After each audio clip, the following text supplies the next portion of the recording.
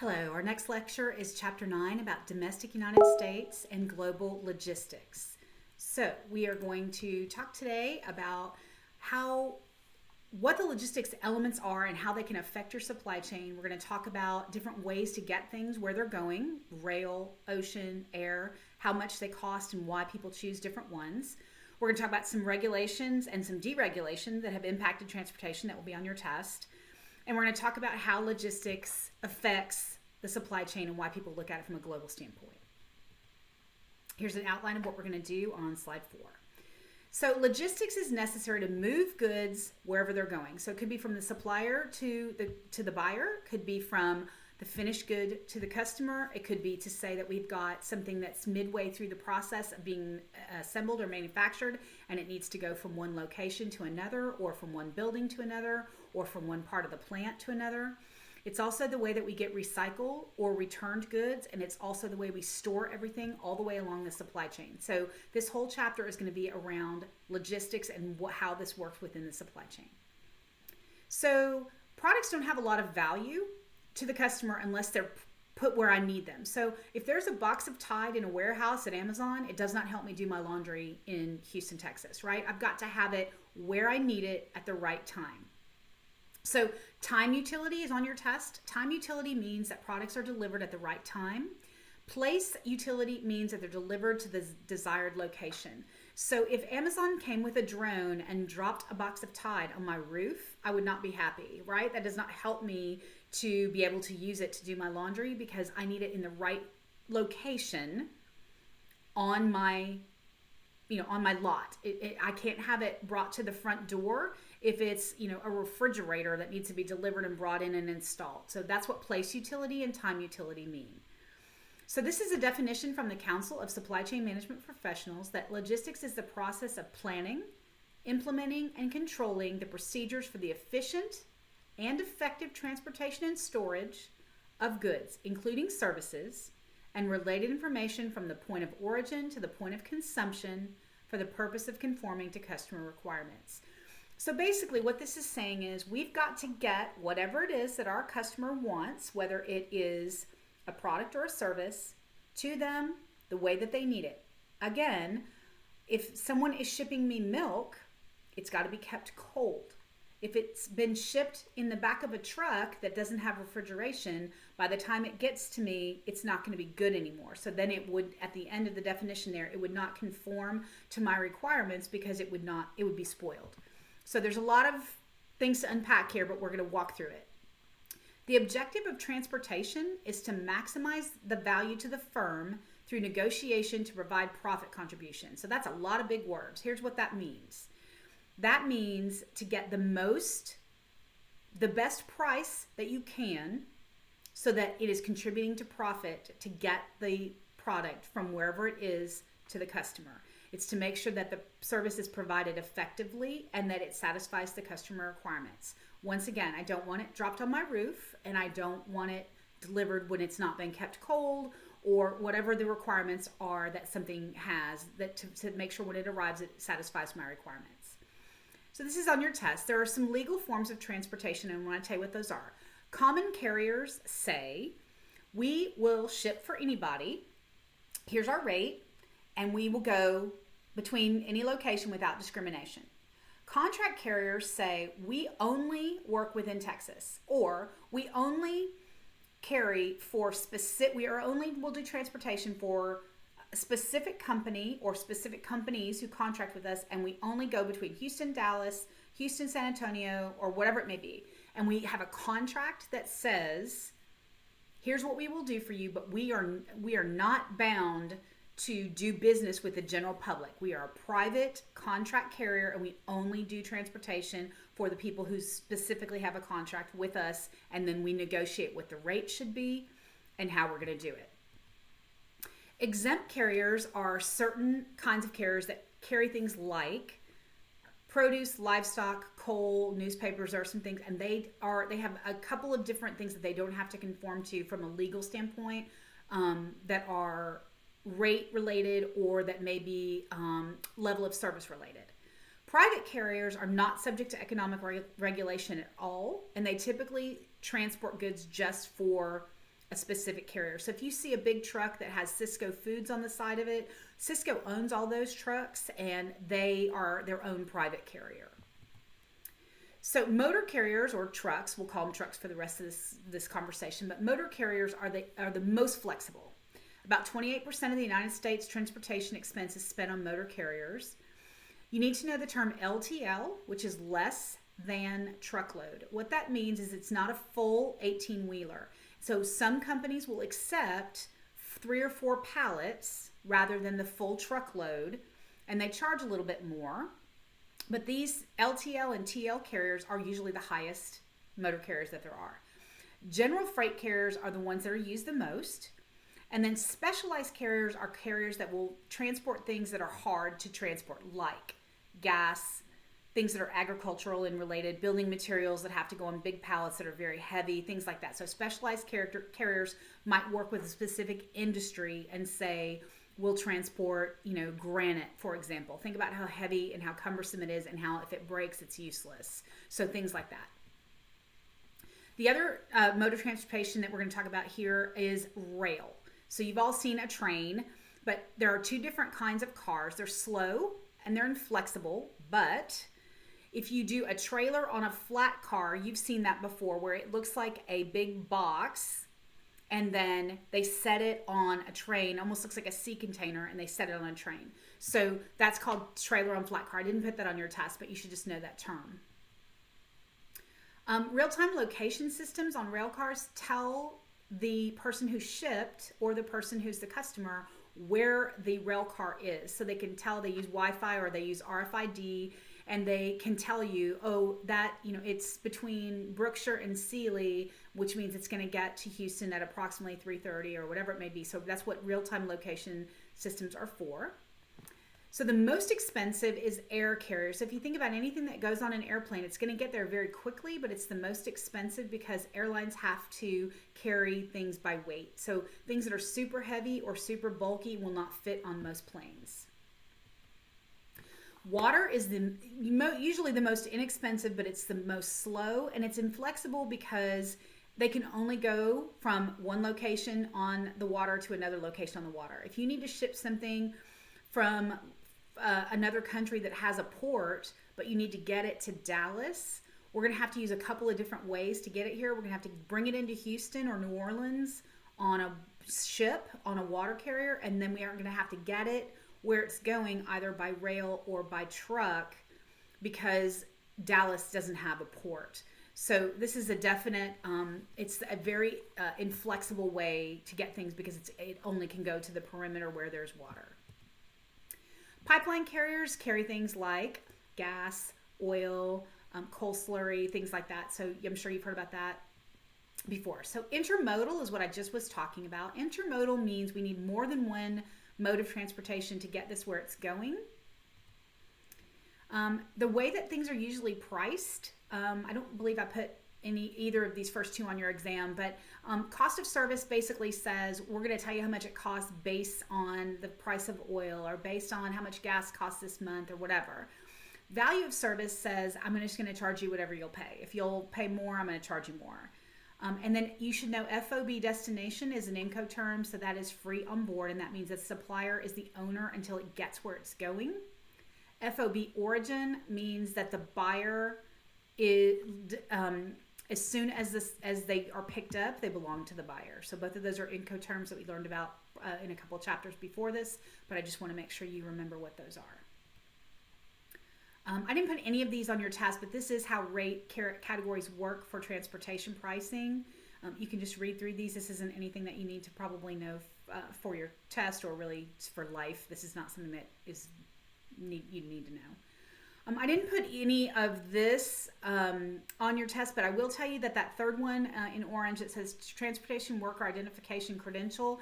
That's called a TWIC. If you work in a port, you have to have a TWIC card. And what that means is that you've been fingerprinted and you've gone through a background check so that they know that you are not a criminal, that they know that you hopefully don't have any ill intent or that you don't have any criminal background. So that is important to know. So people who are pro-regulation for transportation think that they're protecting customers from monopoly pricing. So they think if a few transportation companies have all the control, that the prices will go up, maybe safety might lag. People who are against regulation, they call that deregulation, encourages competition, and they think that supply and demand will sort out the market. Today, U.S. transportation is relatively deregulated, and that is a question on your test. Here are some things that are on some acts that have gone before here. The Granger laws are on your test, and the Reed-Bullwinkle is on your test. You should know those. Staggers Rails on your test. You should know those, and you need to just read what they're about.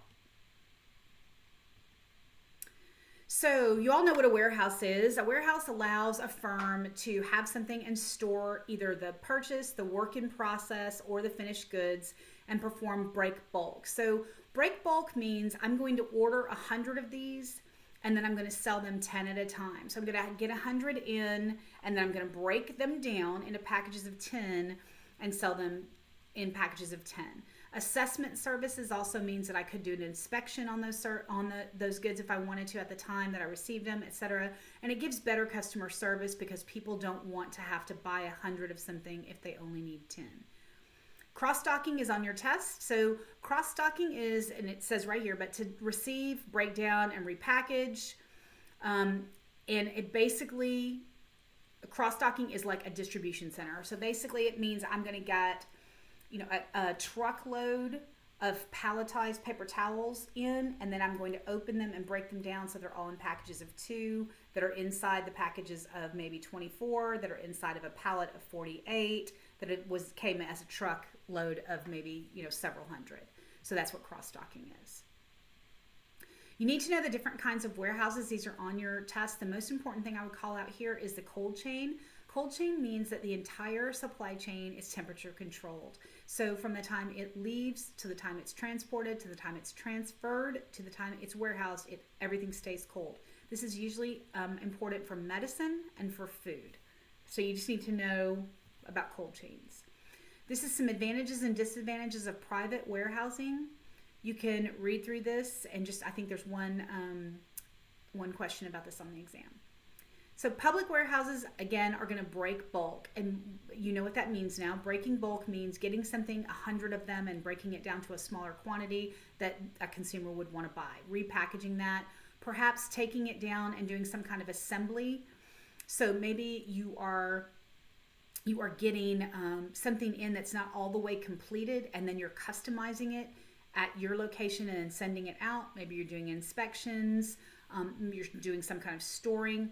So the good part of a public warehouse is it's flexible and it's usually relatively inexpensive compared to doing it yourself if that's not your business. The bad part is you have no control. Once it's gone to a public warehouse, you're depending that public warehouse employee is going to treat your product as if it were their own, just like you would treat it. This is definitely on your test. So if you don't understand risk pooling, I want you to go back and look at the examples in the book about risk pooling. This is important. Risk pooling basically says that the more number of warehouses you have, then your system is decentralized. And that's like an Amazon model, right? Amazon doesn't keep everything in one warehouse for all the United States. They keep things in hundreds of warehouses all over the place so they can be very responsive and they can have the best delivery. Risk pooling says the relationship between the number of warehouses, the number of inventory, and the level of customer service that you want to give can be set up and computed via risk pooling. There is a math formula that they're going to show you on slides 31. You don't need to know that math formula because this again would be done for you by a system, but you need to understand the concept of risk pooling. And it is figuring out the trade-off. Let me go back here. It's figuring out the trade-off between how many warehouses do I need, how much inventory should I have there, and what level of customer service do I want to be able to deliver, and then figuring out, do I want to have 50 of these in this warehouse, or am I more likely to need 30 in this warehouse and 20 over here? How am I going to do that? That's figuring out risk pooling. I did not put any of this on your test, but you can look at this. Edgar Hoover recommended whether or not you should how to determine where your warehouse should be by a market position strategy, a product position strategy, or an intermediary, which is figuring out if you can put something halfway between where the supply comes from and where the customers are going to want the products delivered. You don't need to know Von Thunen. You don't need to know Green Hut. That's kind of not important. Lean warehousing, as you would probably expect after we just discussed in Chapter 8, lean warehousing puts an emphasis on a high commitment of customer service, making sure we do small shipping quantities, small lot sizes, lots of breaking of bulk, which is and distribution centers, which is cross-docking, as much automation as possible, very good assembly so we can send things to the lean warehouse almost completed and let that last little bit of customization be done in the warehouse, and its tendency to be green. So Amazon is the poster child here of lean warehousing. You should know the term 3PL. That's how that's pronounced. 3PL is third-party logistics. And what third-party logistics means is that another company, let's say I am HP. My core competency is manufacturing computers and servers and printers. I'm not a logistics company. That's not what I do.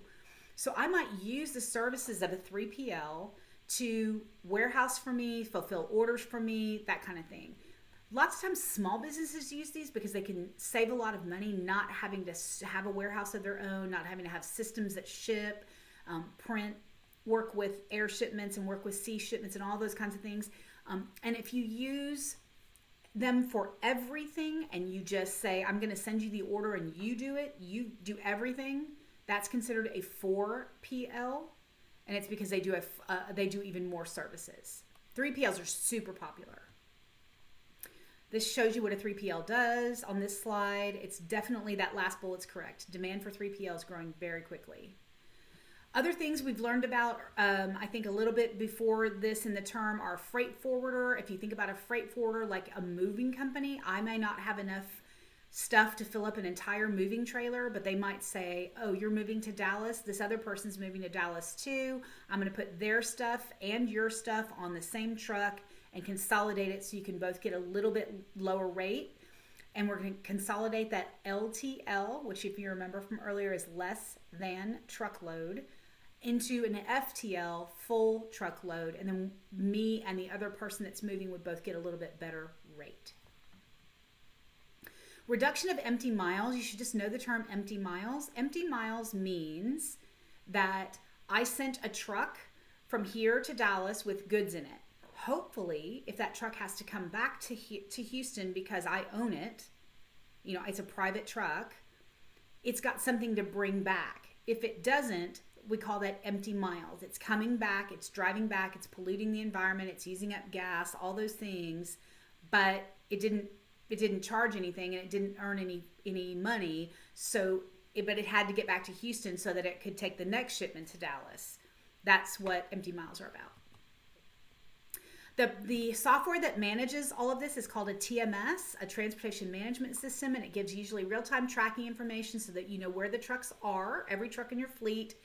And it also knows through either barcode scanners, Wi-Fi, RFID tags, global positioning tools, what's on that truck. So if I say I need to know where XYZ order is, a TMS can tell me it's halfway between here and Dallas and it should arrive in the next 2.5 or 3 hours. So it gives you real-time location tracking. A WMS kind of goes hand in hand with a TMS. So TMS is Transportation Management System.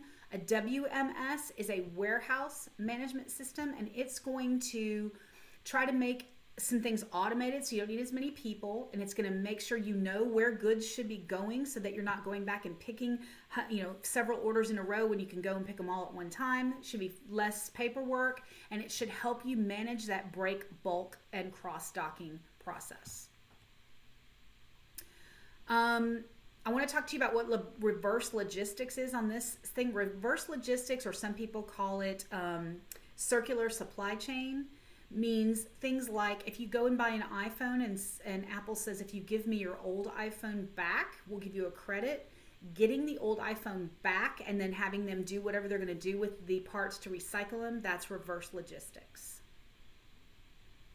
I didn't put any of that on your test.